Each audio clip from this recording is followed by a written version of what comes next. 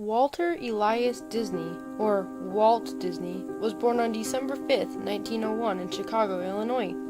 His father was Elias Disney, an Irish-Canadian, and his mother was Flora Call Disney, a German-American. Disney was one of 5 children. Along with his brother Roy, he founded Walt Disney Productions, which became one of the best-known motion picture production companies in the world.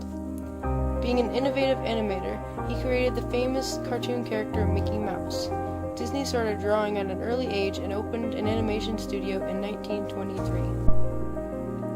5 years later, in 1928, Steamboat Willie was released and Mickey Mouse was introduced to the world. Throughout his lifetime, Disney won 22 Academy Awards and founded Disneyland and Walt Disney World theme parks. Disney lived most of his childhood life in Marceline, Missouri, where he first began drawing.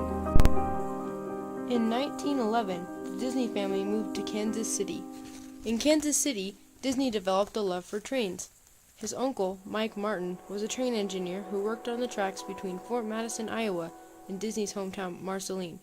During the summer, Disney worked the railroad, selling snacks and newspapers to travelers. Disney attended McKinley High School in Chicago, where he took photography classes and was a cartoonist for his school newspaper. During the nights, he took classes at the Chicago Art Institute. When he was 16 years old, he dropped out of school to join the Army. He was then rejected due to being underage, so he joined the Red Cross instead and drove an ambulance in France for a year. When he returned from France in 1919, he moved back to Kansas City to pursue his dream and continue in his success as being a newspaper artist. His brother Roy got him a job at the Pessman Rubin Art Studio, where he met Ub Iwerks. From there, he worked at the Kansas City Ad Company, where he made animated commercials. He also started working with cameras and opened his own animation business. Fred Hartman was Disney's first employee. Together, Disney and Hartman created Laugh-O-Gram cartoons, which were screened at a local Kansas City theater. These cartoons became immensely popular. Disney was then able to open his own studio. Laugh-O-Grams hired Ub Iwerks and Hartman's brother, Hugh. Their cartoons were a series, normally running about 7 minutes long, filled with both live action and animation. They called this Alice in Cartoonland. In 1923, Disney was forced to declare bankruptcy due to his studio being overwhelmed by debt. After that, Disney and his brother Roy took their life savings and headed to Hollywood. Iwerks came to California as well, and began working with the Disney Brothers to create the Disney Brothers Studio. The first deal they made was with New York distributor Margaret Winkler on their Alice in Cartoonland cartoons. Then Oswald the Lucky Rabbit was created. Each short made about $1,500. In 1925, Disney hired an artist named Lillian Bound. Soon after that, they married. A few years later, Disney discovered that Margaret Winkler stole the rights to Oswald the Lucky Rabbit and all of Disney's animators except for Iwerks. Right away, the Disneys and Iwerks created 3 new cartoons with a new character Walt Disney had been creating, Mickey Mouse. The first Mickey Mouse cartoons were Plain Crazy and The Gallopin' Gaucho. Both shorts were silent because they failed to find distribution for sound.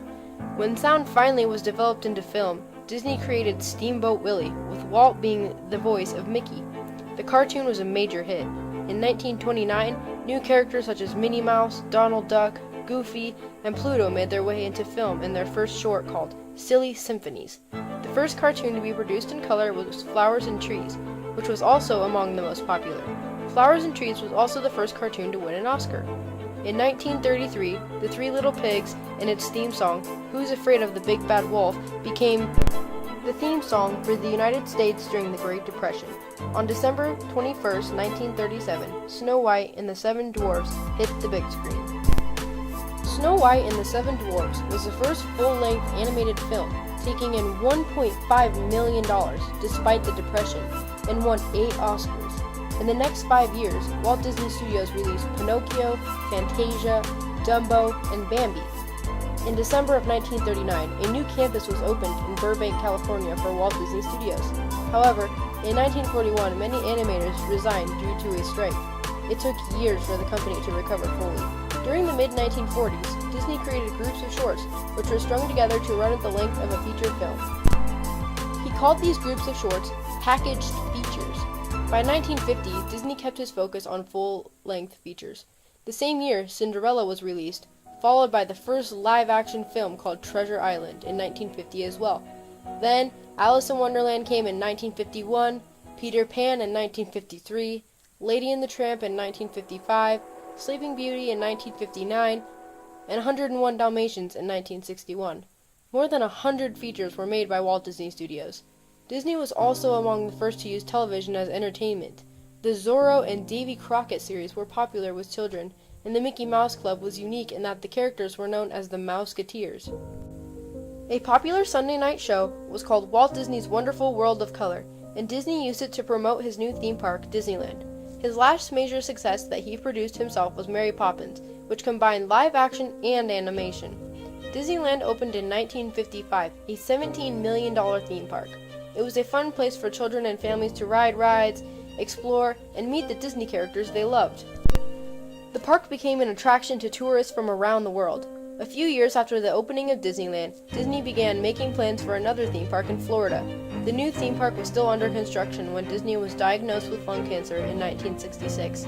He died on December 15, 1966, at the age of 65. After Disney's death, Roy carried on the plans to finish the park, which opened in 1971 under the name of Walt Disney World.